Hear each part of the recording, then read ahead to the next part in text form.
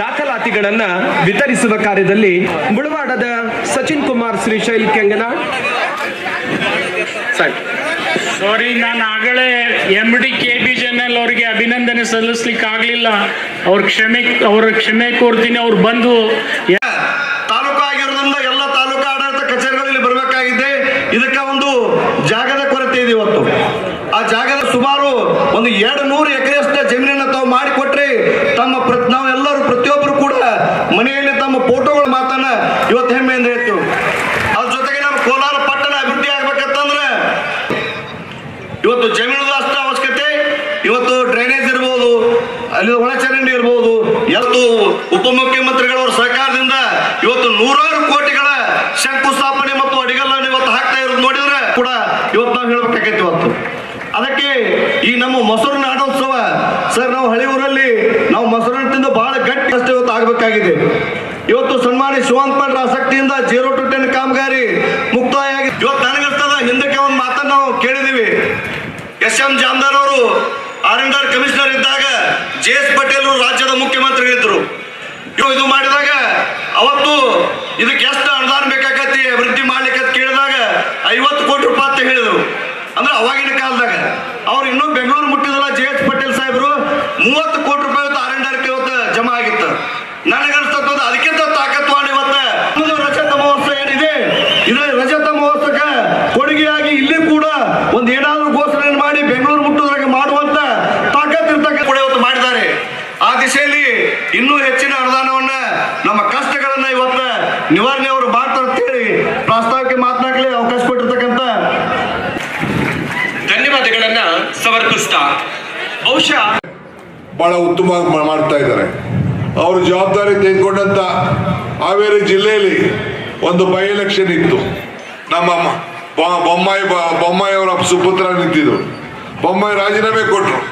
ಅವರ ಮುಖಂಡತ್ವದಲ್ಲಿ ಒಬ್ಬ ಶಾಸಕರನ್ನ ಗೆಲ್ಲಿಸಿ ಇತಿಹಾಸವನ್ನ ಸೃಷ್ಟಿ ಮಾಡಿದ್ದಾರೆ ಅಂತ ಹೇಳಲಿಕ್ಕೆ ಒಬ್ಬ ಅಲ್ಪಸಂಖ್ಯಾತರ ಶಾಸಕರನ್ನ ಗೆಲ್ಲಿಸಿ ಅವರ ಮಾತಿನಂತೆ ನಾವು ಶಾಸಕರನ್ನ ಆಯ್ಕೆ ಮಾಡಿದ್ರು. ಅವ್ರನ್ನ ಗೆಲ್ಲಿಸಿ ನಮ್ಮ ರಾಜ್ಯಕ್ಕೆ ಒಂದು ದೊಡ್ಡ ಶಕ್ತಿಯನ್ನ ಕೊಟ್ಟಿದ್ದಾರೆ. ಸೊ ಹಂಗೆ ಅವರ ನೇತೃತ್ವದಲ್ಲಿ ಈ ಕ್ಷೇತ್ರದಲ್ಲೂ ಅನೇಕ ಕೆಲಸಗಳು ಇವತ್ತು ನಡ್ಕೊಂಡು ಬರ್ತಾ ಇದೆ. ಬಂಧುಗಳೇ, ಈ ದೇಶಕ್ಕೆ ತಾವು ಕೊಟ್ಟಂಥದ್ದು ಒಂದು ದೊಡ್ಡ ಶಕ್ತಿ. 136 ಜನ ಕೊಟ್ಟಿದ್ದೀರಿ. ಈ ಅವರ ಸುಪುತ್ರಿ ಚುನಾವಣೆಯಲ್ಲಿ ಗೆಲ್ಲಬೇಕಾಗಿತ್ತು. ಇಲ್ಲಿ ಪಾರ್ಲಿಮೆಂಟ್ ಗೆಲ್ಲಬೇಕಾಯ್ತು. ಈ ಪಾರ್ಲಿಮೆಂಟ್ ಮೆಂಬರ್ ಬಗ್ಗೆ ನಾ ಏನು ಮಾತಾಡಂಗಿಲ್ಲ. ಅದು ಯಾಕೆ ವೋಟ್ ಆಗ್ತಾ ಇದ್ದೀರೋ ಗೊತ್ತಾಗ್ತಾ ಇಲ್ಲ. ಆದರೂ ಚಿಂತೆ ಇಲ್ಲ. ನಮ್ಮ ಜೀವನದಲ್ಲಿ ನಾವು ಅನೇಕ ಸಾಧನೆಗಳನ್ನ ಈ ಸಂದರ್ಭದಲ್ಲಿ ನಾವು ಮಾಡಬೇಕಾಗಿದೆ. ಏನೇ ಸಾಧನೆ ಮಾಡಬೇಕಾದ್ರೆ ನಿಮ್ಮೆಲ್ಲರ ಆಶ್ರಯ ಬಹಳ ಮುಖ್ಯ. ಉತ್ತಮವಾದಂಥ ಜೀವನ ಶ್ರಮವಿಲ್ಲದೆ ದೊರೆಯುವುದಿಲ್ಲ.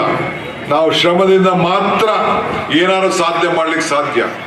ಗುರು ಹಿರಿಯರು ಸಂತರು ಎಲ್ಲ ಕೂಡ ವೇದಿಕೆಯಲ್ಲಿದ್ದಾರೆ.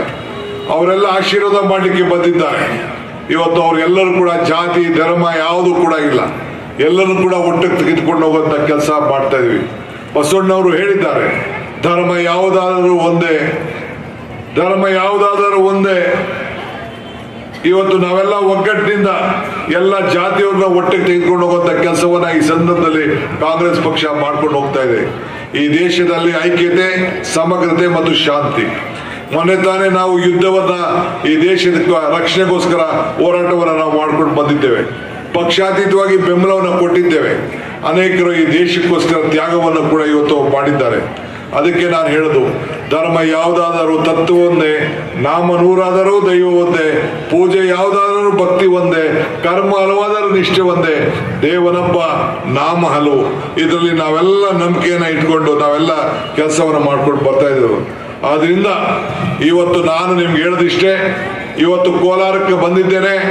ನಮ್ಮ ಶಿವಾನಂದ ಪಾಟೀಲ್ ರವರ ಬೇಡಿಕೆ ಇದೆ, ಈ ಭಾಗ ಅಭಿವೃದ್ಧಿ ಆಗಬೇಕು ಅಂತ ಹೇಳಿ. ನಾನು ಇವತ್ತು ಇಲ್ಲಿಗೆ ಬಂದಂತ ಪ್ರಯುಕ್ತ ಬೇರೆ ಅನೇಕ ಅಭಿವೃದ್ಧಿ ಕೆಲಸ ಮಾಡೋದು ಬೇರೆ, ಆದರೆ ಇಲ್ಲಿಗೆ ಬಂದಿದ್ದೇನೆ. ಈ ಕೋಲಾರ ಪಟ್ಟಣಕ್ಕೆ ವಿಶೇಷವಾಗಿ 50 ಕೋಟಿ ರೂಪಾಯಿ ಅಭಿವೃದ್ಧಿ ಕೆಲಸಕ್ಕೆ ನೀಡ್ತೇನೆ ಅನ್ನೋ ಮಾತನ್ನ, ವಾಕ್ಯವನ್ನ ಇವತ್ತು ಕೊಟ್ಟು ನಾನು ಮುಂದಕ್ಕೆ ಪ್ರವಾಸವನ್ನು ನಾನು ಮಾಡ್ತೇನೆ. ಮುಂದಿನ ದಿನದಲ್ಲಿ ಬರೀ ಕೋಲಾರಕ್ಕೆ ಮಾತ್ರ ಈ ಹಣ, ಬೇಕಿದ್ರೆ ಬೇರೆ ಬಿಡಿ. ಅವ್ರು ಏನ್ ಹೇಳ್ತಾರೆ, ನಮ್ಮ ಶಿವಾನಂದ ಪಾಟೀಲ್ರು ಬಹಳ ಆತ್ಮೀಯರಿದ್ದಾರೆ, ಅವ್ರನ್ನ ಬೆಳೆಸ್ತಾ ಇದ್ದೀರಿ, ಸಾಕ್ತಾ ಇದ್ದೀರಿ, ನಿಮ್ಮ ಮಗನಂತೆ ನೋಡ್ತಾ ಇದ್ದೀರಿ. ನಮ್ಮ ಪಕ್ಷಕ್ಕೆ ಬೇಕಾದಷ್ಟು ಶಕ್ತಿ ಕೊಟ್ಟಿದ್ದಾರೆ. ನಮ್ಮ ಈ ನಮ್ಮ ಮನಗೋಳಿಯವರು, ಅವರು ಕೂಡ ದೊಡ್ಡ ಹೋರಾಟವನ್ನು ಮಾಡಿಕೊಂಡು 2ನೇ ಬಾರಿಗೆ ಅವ್ರ ತಂದೆ ನನ್ನ ಆತ್ಮೀಯರಿತ್ತು. ಅವರು ಕೂಡ ವಿಧಾನಸಭೆಗೆ ಶಿವಾನಂದ ಪಾಟೀಲ್ ಅವರ ಒತ್ತಡದ ಮೇಲೆ ನಾವು ಅವ್ರಿಗೆ ಟಿಕೆಟ್ ಕೊಟ್ಟು, ಅವರು ಕೂಡ ಇವತ್ತು ಗೆದ್ದು ಬಂದು ನಮಗೊಂದು ಶಕ್ತಿಯಾಗಿ ನಿಂತಿದ್ದಾರೆ. ನಮ್ಮ SR ಪಾಟೀಲ್ ಅವರು ಇದ್ದಾರೆ, ಒಬ್ಬ ಹಿರಿಯ ನಾಯಕರು. ಅವ್ರಿಗೂ ಕೂಡ ಭಗವಂತ ಹೆಚ್ಚಿಗೆಯಿಂದ ಸೇವೆ ಮಾಡೋಂಥ ಅವಕಾಶ ಸಿಗ್ಲಿ ಅಂತೇಳಿ ಪ್ರಾರ್ಥನೆ ಮಾಡಿ, ನಿಮ್ಮೆಲ್ಲರ ಆಶೀರ್ವಾದವನ್ನ ಸದಾ ಬೇಡಿ ಮುಂದಿನ ದಿನದಲ್ಲಿ ಮತ್ತೆ ನಾನು ಬರ್ತೇನೆ. ಈ ಬಸವಣ್ಣನ ನಾಡು, ಕಾಂಗ್ರೆಸ್ ಪಕ್ಷಕ್ಕೂ ಕಾಂಗ್ರೆಸ್ ಸರ್ಕಾರಕ್ಕೂ ಈ ಭೂಮಿಗೂ ನಮಗೂ ಭಕ್ತನಿಗೂ ಭಗವಂತನಿಗೂ ಇರುವಂತ ಸಂಬಂಧ ಅನ್ನೋ ಮಾತನ್ನ ಹೇಳಿ ನನ್ನ ಮಾತನ್ನು ಮುಗಿಸ್ತೇನೆ. ಜೈ ಹಿಂದ್, ಜೈ ಕರ್ನಾಟಕ ಮಾತು.